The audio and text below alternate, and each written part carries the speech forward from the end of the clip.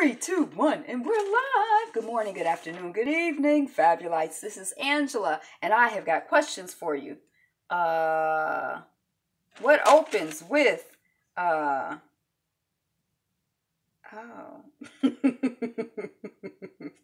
what opens with, Giselle talking about missing her friend, and what closes with, Ashley and her mama embracing? If you guessed the Real Housewives of Potomac, First Ladies and Second Chances, is that what the name of this episode is? You're correct. Thank you so much for clicking on this video and sticking around to see how we get from opening to closing. I'm Angela, and the channel is Be Fabulous You. Let's go. So we got Giselle. She's texting, talking about missing her friend. Then we see Michael exercising, and he jokes about how fast he moving. He moving faster than the speed of sound or something. Then we have Candace and Chris at home, and she's upset about his uncouthness at the party when they're meeting new folks. And we find that her mother, Dorothy, has a diva den. It's an entire floor of their house. But then we also find out that she is the co-owner of the house. And that she's there once a month, and that she would be there more often than that. But the daughter says she keeps her away, and I don't know how she keeps her away because the woman owns the house and part of the house or all of the house or whatever. So Mama Dorothy would like to be there more. Okay, so Mama Dorothy, I need to remember her name. So this episode of this show was good to me because you started getting more and more layers pulled back. I like when we get to know people in layers, like, you know, things start to make more sense. The things that weren't making sense, you're kind of like, oh. So, you know, her mother's aggressiveness is making more sense to me when I start to understand that Mama Dorothy is financing the child and her fiance, or that's the impression that I started to get today. That was the question I had. Like, is she financing her and her fiance? Hey, the underrated darkness, welcome on. And then we have Monique at home, and she's with a bunch of her, I guess it's family and friends, or maybe just family people left over from the party last night. So it's like the party afterglow, but it's the next morning. And Monique is talking about Robin and Robin's issue with Monique. And, you know, I would never, I don't know, she going off the way she goes off.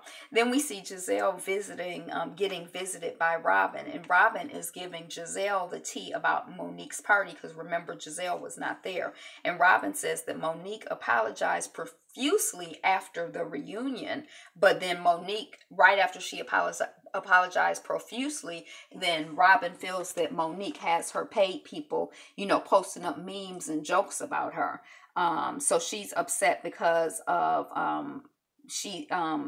and Monique says she's upset because of Robin saying that she would spend her money foolishly doing something like trying to dog Robin out. And they also had like a clip from the reunion where, Robin is like, well, it must be nice, when Monique is talking about some extravagant way that she's spending money. And she feels self-conscious that folks are watching and judging how she's spending money. We see Ashley with her therapist, and I'm like, yay for the Black woman therapist. And we found out that Ashley and her mother were living with her grandmother. This is when she's like 4 or 5. And then her mom got a boyfriend. And when her mom got a boyfriend, her mom left Ashley with her grandmother. And she was 4 years old. And Ashley is like, well, it was only for a year. And her therapist is like, yeah, you're 4 or 5 years old. So that's like a quarter of your life. That's a big part of your life for your mama to leave you for a year. So it's a theme. So whereas on the last episode, Ashley tried to be like, my mother was taking care of everything and doing well, and then she met this man and everything fell apart. We start to see maybe Ashley is not conscious of it, but that her mother has some habits of peace and love, Information Man Show. But that her mother has some habits of behavior that seem to be a little unhealthy. She seemed to have a little bit of that desperado gene, a little bit of that, she get a little peen and she just leave everything behind. Like she has a habit of leaving, Ashley behind. And she's we see that this is seems to be a long-standing pattern. She picks the man over everything, every time. Or it seems, I don't know if it's every time, but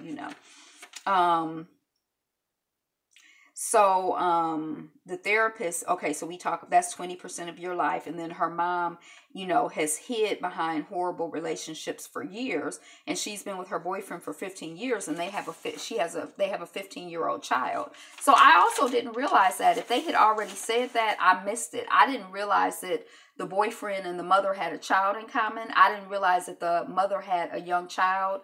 So that was just kind of like, in terms of, it's one thing to support your mother. Then it's another thing to support your mother and a grown man. Well, wait, it's another thing to support your mother with your husband's money. That's maybe not your money. It's another thing to support your mama and her grown partner who's not contributing. And then it's a whole nother thing when you got a baby sister in the mix, because even though the baby sister is not your responsibility, I could see how that would be a whole different kind of calculation.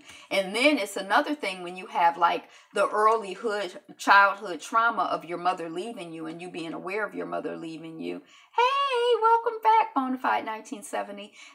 You have the experience of your mother leaving you, the awareness of your mother leaving you, and probably like the desperateness of trying to show your mother that you're valuable and that you can add value and that she should stay with you and she should choose you. So we starting to get way more insight into Ashley, the woman, Ashley, the character, and like her motivation and why she's, doing what she's doing. And that was part of my theory about why she was so aggressive with Robin, because I think that her aggression really has to do with her mother and her upsetness with her mother for the choices that her mother has made. Because I'm like, why is she so invested in this other woman?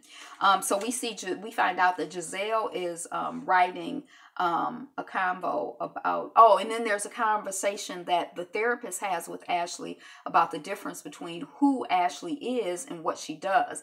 And Ashley is basically at the point where she feels like people love her for what she does for them, as opposed to people loving her for who she is. And the therapist is like, people love you for who you are. So stop trying to do for people to get them to love you. So Giselle, we find out, is writing a book about her first ladyhood. And she's giving folks what they want. She said the people wanted her to write a book before, but she wasn't ready. But now she's ready. But she does assert that it is fiction and that it's only loosely based on her life. And that she has hired a ghostwriter and she's shopping. They got the first chapter written and she's shopping the book around for a publisher or whatever. And then we see Giselle and the Grand Dame at a meeting. They're meeting up and they're both in red. The fire, the fire, the fire. And then Giselle is like, well, I was wrong about the homemade t-shirt. I shouldn't have done that. I didn't think it would go so left. Excuse me, you called this funny press conference, so I just thought that I could make a joke and that it was funny. And, it was, and the first Grand Dame is like, it was gutterball trash, gutterball trash. It's so low that I couldn't even, get a broom to sweep it up. And she said that she's paying, she tells them when the waiter comes, the Grand Dame is like, she's paying, so I want the most expensive bottle of wine on the menu. And I want, just give me one of everything or, whatever, But she's basically forgiven Giselle. She said that she had already forgiven her, when she checked her at the event. And Giselle was like, well, I want you to come by my house. Because I'm going to have a garden party and, I'm going to do a reading from my book. And, also I want us to have some positivity, because I was a first lady and I know all about bringing the positive. And I'm kind of like, well, I'm excited to see that, Giselle. So then we see Monique and her husband, Chris, and they're visiting the pastor and the first lady for their monthly visit. And we've seen them before because isn't the first lady the one who was their real estate agent or whatever? And we find out that they had a miscarriage less than a month ago. So that sort of like adds, again, this show is kind of like peeling back layers of stuff that's going on with people, like real people. That's real stuff, and it's not the first miscarriage that they've had. They kind of talk about it a little bit, and then the pastor is like, which I thought was interesting. He's like, your passion can never sustain you, and he's like, you stretch yourself thin when you're working on passion. I want you to work on purpose, or I need you to work on purpose. And I was like, I need to think about that. This is something to mull over. The pastor done brought us something we could use, y'all. Congregation, what you think?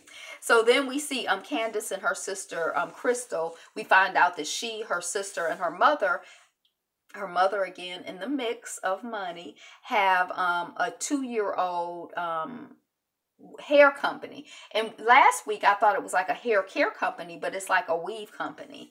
And the theme, there's this ongoing theme with Candace that, my mother thinks I'm a little girl. My mother thinks I'm a little girl. And I'm like, well, maybe it's because she's supporting you. I don't know. And that, Candace is like, well, she has to let me be grown. And I'm like, girl, if you have to tell somebody let you be grown, then you're not grown. Just be grown. You don't have to don't nobody have to let you be grown. Just be grown, mama. Just be grown. We're at Giselle's house for the final party event of the episode. And Robin arrives and Charisse arrives. So Shasha is like, we're seeing her. Maybe she's just at the big group events and they're not filming her, for other stuff. Karen arrives, and then the Grand Dame arrives. Then Shasha says that she tolerates Karen. So there's still tension between them. And then Charisse starts talking, and Karen is like, I know you're not talking. I know you're not saying anything to me. So the tension goes both ways. It's mutual. And then Monique and Ashley arrive, and I'm like, is Candace there? I don't think I saw Candace there. Giselle reads from the book, and then Monique is like, she let us know that she had a ghost writer, but perhaps Giselle might want to consider getting a ghost reader because, that investment might be worth it because her reading skills are not strong.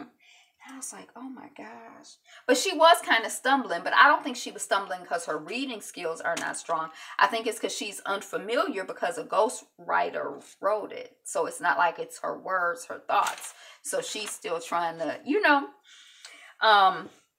Ashley it says she's intrigued by the book. Monique says she's worried about Giselle's girls. Like, well, how do your girls feel about this kind of stuff being in the book? It's kind of about their dad. And Giselle is like, shoot, forget about the book. The girls have to deal with what their dad did in real life, in the real world. So that's the real. That's the real right there.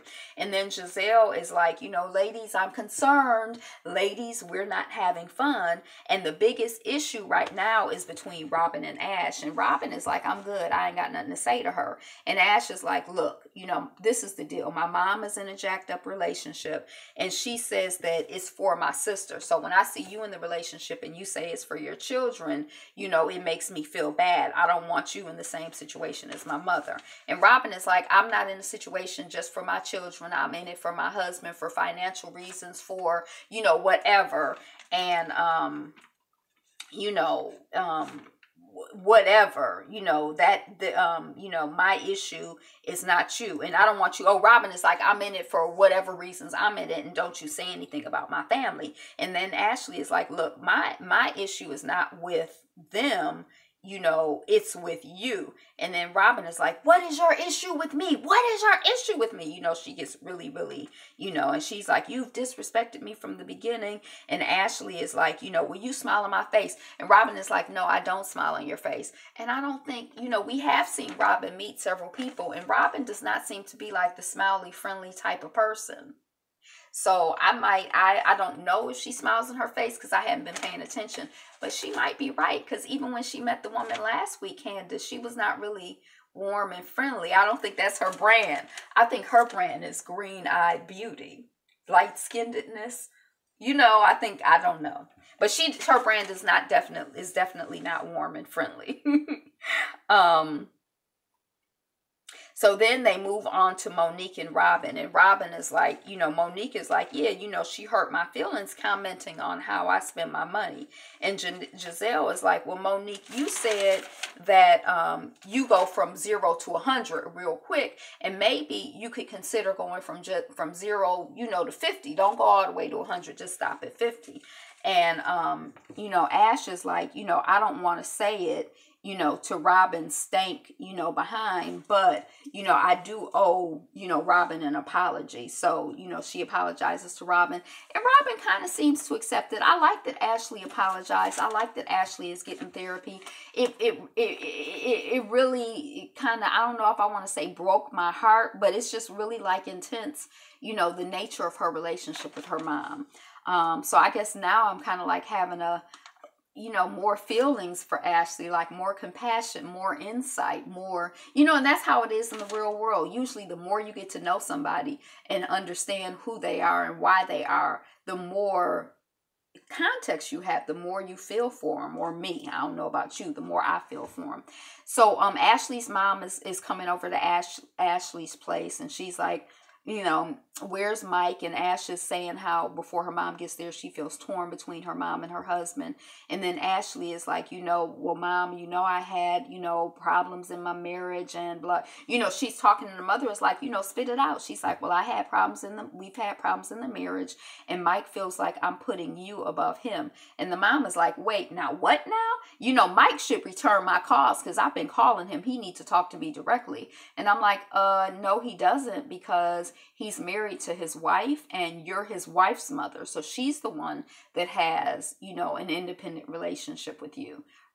Your relationship with him is in the context of that marriage. I'm assuming. I don't know. Shoot, maybe they dated before. I don't know. Shoot, maybe he the child's daddy. I don't know.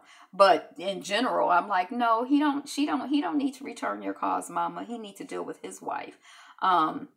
And then Ashley is like, that man that you're dealing with, he sucks the life out of you. Everything. He lives off of you. He's mean. He's awful. He doesn't work. And the mama's like, wait a second now. I think you should look at the good side of things. And, I'm kind of like, we knew the mom had serious issues from what Ashley had said in therapy. And now we see the mama acting kind of like cuckoo crazy, because I'm like, what's the good side? Did she ever say anything? Did we ever get any examples of the good side? And I mean, every person has a good, nobody is just straight evil, but it sounds like he has a lot going on, and it gets, more intense, even in this scene.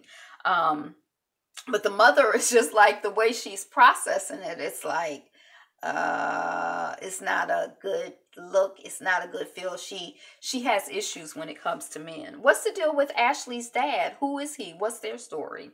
And Ashley is like, I'm not going to take it, and then Ashley is like, when mom met her boyfriend, he was living. Oh, so then Ashley goes to the bathroom. It's like a whole thing. But anyway, we find out that when Ashley's mom met her boyfriend, he was living in a tent. And Ashley feels like if she was not in the picture, then they would both be living in a tent. And I guess they would be living in a tent with her baby sister. So that's kind of intense to me. That's kind of intense to me. So Ashley gives her mom a checklist because she's trying to avoid cutting her mom off. So she has this theory that if she gives her mother a checklist, her mother will go through this checklist and get her life together. And then Mike will see that her mother is getting her life together. And then she won't have to cut her mother off. And she's telling her mother, I'm not just going to cut you off. I'm not going to cut you off. And it's like really emotional. And it's just really like, it's disturbing. It's disturbing. Like, I just really feel bad for Ashley because I feel like she's the little 4-year-old girl emotionally when it comes to her mother. And she just doesn't want her mother to go. She wants her mother to choose her. And she's trying to demonstrate to her mother her value. It's just really, it's hard. It's hard. She's like, mommy. She's using mommy. Mommy, I would never cut you off. Mommy, I know it's hard. It's virtually impossible for me to help my mom if she doesn't want to help herself, which is true. But, they hug and her mom is like, oh, girl, it's going to be fine. It's good. Okay, bye. And I guess if she going to go live in the tent, because we found out I don't know if it was this episode or last episode, that her mother works and her mother works hard, but that her mother's income is just not enough to support 3 people. And 15-year-old is almost, 3 grown people. So, it was just kind of like intense. And like just how her mom has always chosen men over her. So that was it. The only other thing that we found out on Watch What Happens Live is that Giselle's brand, Every Hue Beauty, is already at Target.com and it's going to be in Target stores soon. So that's it. If I missed anything important, let me know. Drop it down in the comments. Thank you for tuning in, liking, commenting, subscribing. Let me try to take my behind the bed. I got to get up at the crack of dawn tomorrow, 5 o'clock. So today is the best day ever. You are the greatest. Be you. Be fabulous. Be fabulous you. Peace. Good night, good night, good night. Oh, shoot. Examination tends to bring about understanding and can open the way for compassion. Yeah. Bye. Be you. Thanks. Good night. All of that other good stuff. Peace, y'all.